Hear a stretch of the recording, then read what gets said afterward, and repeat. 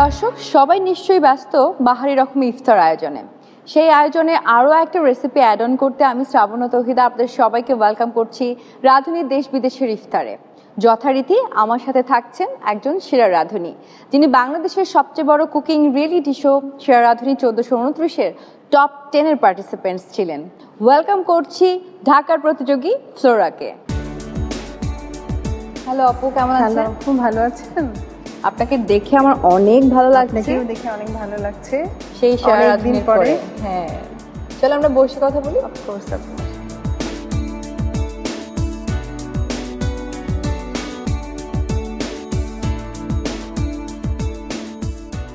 অনেকদিন পরে দেখা হলো সেই সেরা রাঁধুনির পরে, তাই না? জি আপু, আপনাকে দেখতে ভীষণ ভালো লাগছে। থ্যাংক ইউ, আপনাকেও অনেক সুন্দর লাগছে। অলওয়েজ আপনি গর্জিয়াস। Thank you so much. আমি কিন্তু আপনাদেরকে মিস করেছি যখন থেকে সেরা রাঁধুনিতে আপনারা চলে গেলেন। যেই গিয়েছে সবার জন্যই কিন্তু আমার মন খারাপ হতো। আমারও একই অবস্থা, সবাইকে মিস করতাম, সেই মঞ্চটাকে মিস করতাম, সেই সময়গুলোকে মিস করতাম। তারপরেও সবার সাথে যোগাযোগ আছে, দেখা হয়, কথা হয়। প্রথম দিন যখন অডিশনে গিয়েছিলেন, আসলে তখনকার মনের অবস্থাটা একটু শুনতে চাই। আমি সকালে উঠেও মনে করছি যে আজকে আর যাব না। তো তখন আমার হাজবেন্ড বললো, কেন যাবা না? তোমার যেহেতু কুকিং নিয়ে এত তোমার শখ, তুমি যাও, দেখো কি হয়।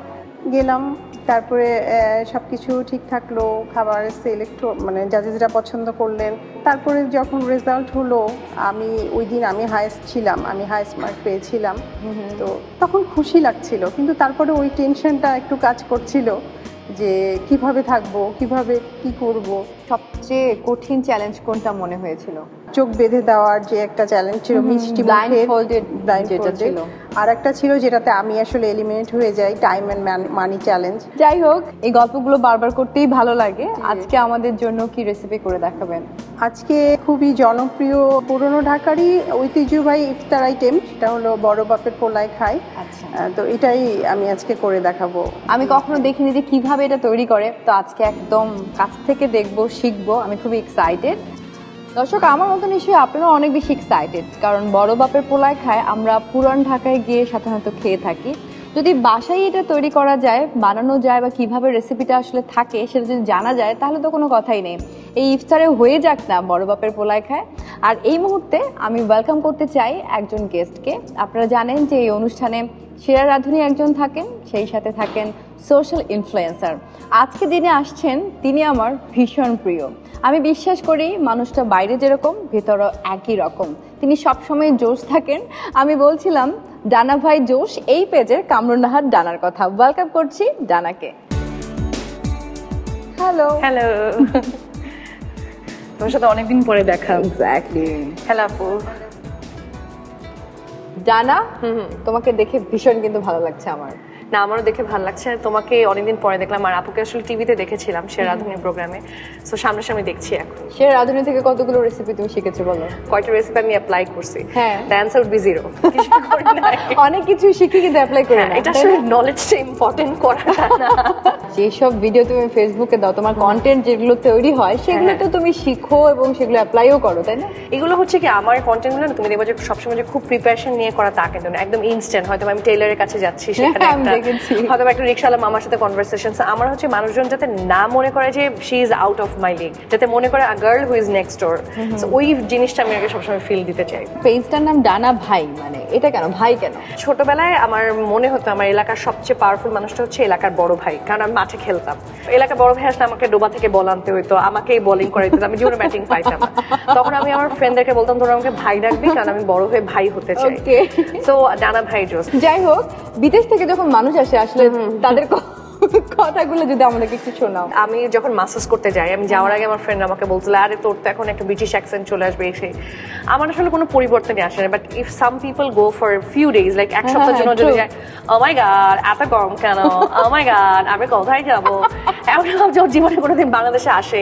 হুট করে এয়ারপোর্টে নেমে ঢাকায় তো গরম কেন, ঢাকায় তো জ্যাম কেন, আর এক সপ্তাহে তো তুই জ্যাম দিয়ে গেছিস। সো আমি তোমার জন্য কিছু ঝটপট প্রশ্ন রেডি করেছি। So ready steady go. Sure. দিনের ঢাকা নাকি রাতের ঢাকা?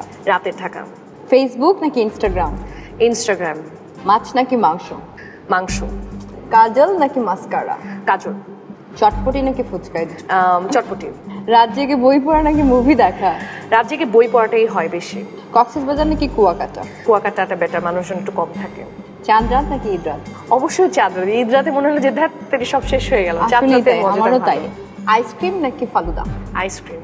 একটা লাস্ট কোয়েশ্চেন তোমার জন্য, দিল্লি কা লাড্ডু খাওয়া ভালো নাকি না খাওয়া ভালো? দিল্লি কা লাড্ডু খাওয়া আসলে বিয়ের সাথে রিলেট করে। আমি সবাইকে বলি দরকার নেই বিয়ে করার, এবং এটা বলে এর পরের দিন আমার নিউজ হয়ে যায় ডানা বিয়ের জন্য না বলেছে, তাহলে কি হলো তার সংসার।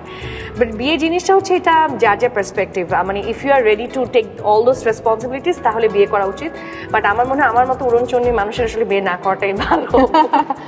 আমরা আসলে আজকের রেসিপিতে চলে যেতে চাই, কিন্তু তার আগে দর্শক অবশ্যই খুবই মনোযোগের সাথে আপনারা কিন্তু রেসিপিটা ফলো করবেন, কারণ সেখান থেকেই আপনাদের জন্য থাকে কুইজ, এবং কুইজের সঠিক উত্তর দিতে পারলে আকর্ষণীয় সব পুরস্কার। সেজন্য আপনাদেরকে ভিজিট করতে হবে রাঁধুনির ফেসবুক পেজে। রাইট নাও আমি শ্রাবণ তৌহিদা নিচ্ছি একটা ছোট্ট বিরতি রাঁধুনি দেশ বিদেশের ইফতারে। কোথাও যাবেন না, ফিরছি একটু পরে, আমাদের সাথেই থাকবেন।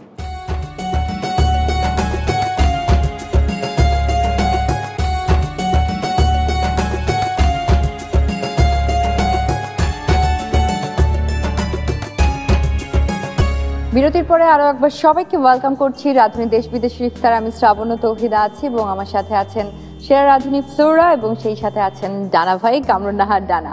আমরা আজকে বড় বাপের পোলায় খাই এই রেসিপিটা দেখব। রাঁধুনি কিচেনে কিন্তু সবই প্রস্তুত, আমরা শুরু করে দিই ফ্লোরা। জি আপু, অবশ্যই। প্রথমে কি করছি? প্রথমে আমরা রাঁধুনি সানফ্লাওয়ার অয়েল নিব 1 টেবিল চামচের মতো। আমরা প্রথমে গরু মাংসের কিমাটা রান্না করে নিব। ওকে। এখানে 1 কাপ পরিমাণ পেঁয়াজ আছে, আমি হাফ কাপ ইউজ করব, পরে বাকিটা ইউজ করব। আচ্ছা। গোটা কাঁচামরিচ দিয়ে দিচ্ছি 3 টুকরা, সাথে 2টো তেজপাতা টুকরো করা, সাথে 4টা সাদা এলাচ, ওকে, 3 পিস লবঙ্গ দিচ্ছি।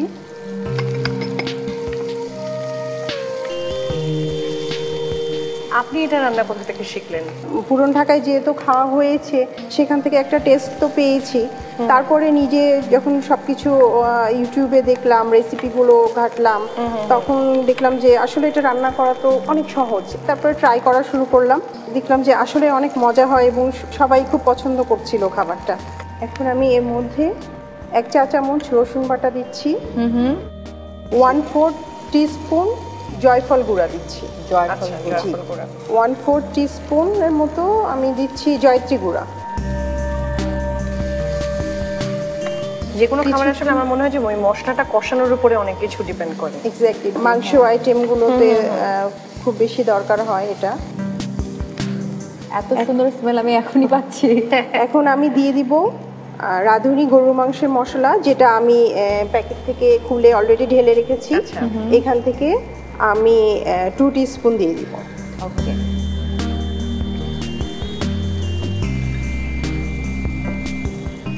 আসলে রাঁধুনি এই যে রেডি মিক্স গুলো বা মশলাগুলো আমাদের লাইফটাকে এত সিম্পল আর ইজি করে দিয়েছে। ট্রু, একদম সত্যি কথা।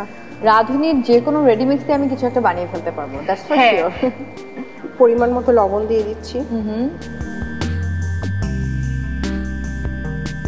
এবার 1 কাপ পরিমাণ পানি দিব মশলাটাকে কষানোর জন্য, তাই না?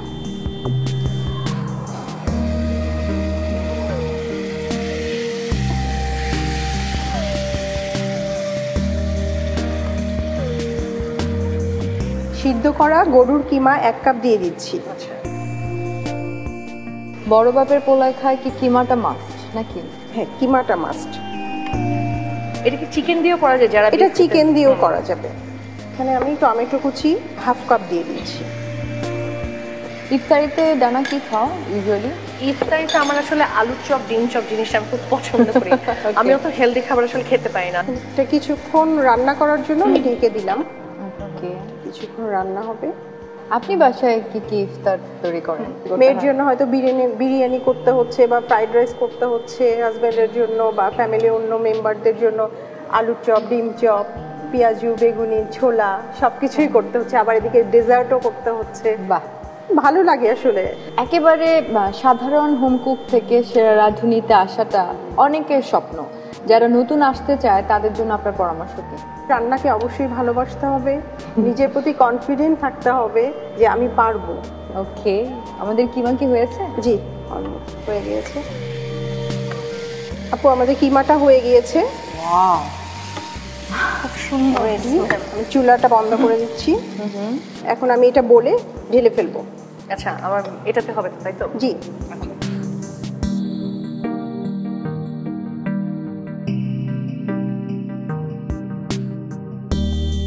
বোলের মধ্যে কিমা নিলাম, তারপর বোলের মধ্যে কিমা নিয়েছি। এখন আমি এখানে হাফ কাপ বুটের ডাল সেদ্ধ করা ছিল, যেটা আমি আগে করে রেখেছি, এটা মিক্স করব।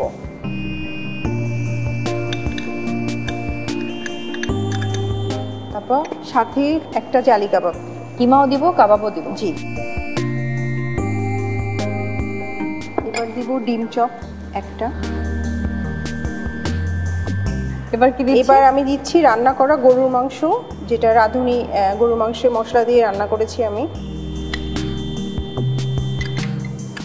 শসা কুচি, শসা কুচি 1 কাপ আছে, আমি হাফ কাপ এখন দেবো, পরে গার্নিশিং এর জন্য বাকিটা দেবো। ওকে। আচ্ছা, আমার যে হাফ কাপ টমেটো কুচি রেখেছিলাম, এটা এখন দিয়ে দেবো। কাঁচামরিচ কুচি দিচ্ছি, 2টো কাঁচামরিচ কুচি করে নেওয়া। আর কিছু?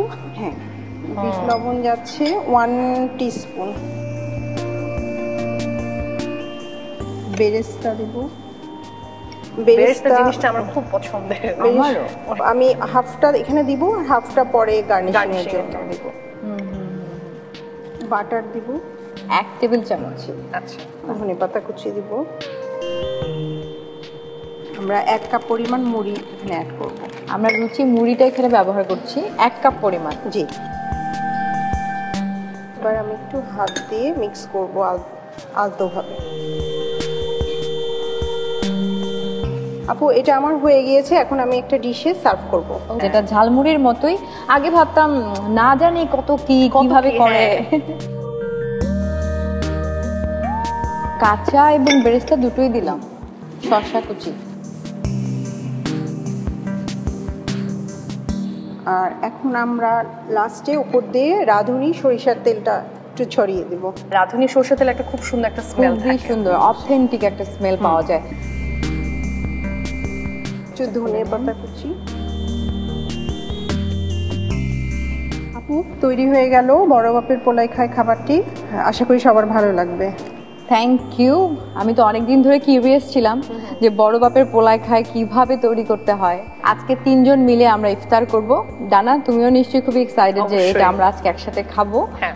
সেই সাথে দর্শক আপনাদেরকেও বলতে চাই যে বড় বাপের পোলায় খায় শুধু পুরান ঢাকায় গিয়ে খেতে হবে এমন কিন্তু কোনো কথা নেই। বাসায় বসে একেবারে ইফতার টেবিলে নিজে বানিয়ে খেতে পারবেন। যারা বানাতে চান তাদের জন্য রিক্যাপ। দেশি রেসিপি বড় বাপের পোলাই খায়।